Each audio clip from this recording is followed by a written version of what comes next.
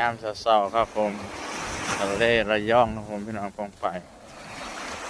ช่วงนี้นะครับผมหาดทรายก็จะมีขยะลอยมาน้ำทะเลนะครับผมพอประมาณนะครับผมเป็นช่วงนะครับผมพี่น้อง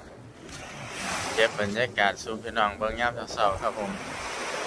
แสงแดดยังอ่อนๆอยู่นะครับผมระดับน้ำทะเลก็ยัง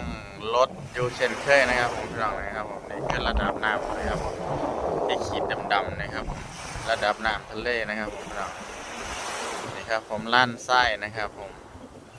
กินแนม